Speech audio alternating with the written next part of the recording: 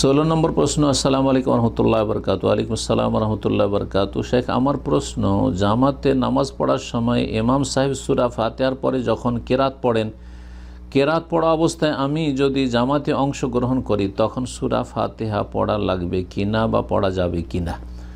যখন উচ্চস্বরে তেলাওয়াত শুনছেন তখন সূরা ফাতিহা পড়বেন না শুনবেন, এই নিয়ে ওলামাদের ইখতিলাফ রয়েছে এবং বড়ই শক্তিশালী মতবিরোধ রয়েছে। দুই পক্ষে দলিল আপন আপন পেশ করেছেন।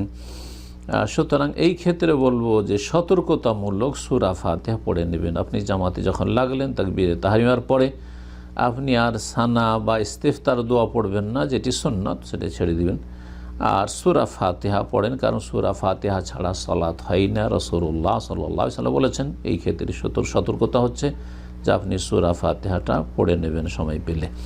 আর যদি বাইরে থেকে আসলেন, সূরা ফাতিহা পড়ার সময় পেলেন না, রুকুতে চলে গেছে, তো ইনশাআল্লাহ রুকু পেলে রাকাত হয়ে যাবে, কারণ এই মর্মে আবু বকর রাদিয়াল্লাহু তাআলা আনহু থেকে বর্ণিত তার আমল হাদিস রয়েছে সহিহ বুখারীতে। রাসূলুল্লাহ তাকে বলেছেন, যাদাকাল্লাহু হিরসান ওয়ালা তাউদ, আল্লাহ তোমার আগ্রহ বাড়িয়ে দিন, কিন্তু এমন কাজ করিও না, মানে বাইরে থেকে এরকম দৌড় দিয়ে এসে লাগিও না রুকুতে। কিন্তু এই কথা বলেননি যে তোমার এইরকম এসে রুকুতে লাগাতে ফায়দাটা কি, তোমার তো এই রাকাতই গণ্য হবে না, এই কথা বলেন নাই।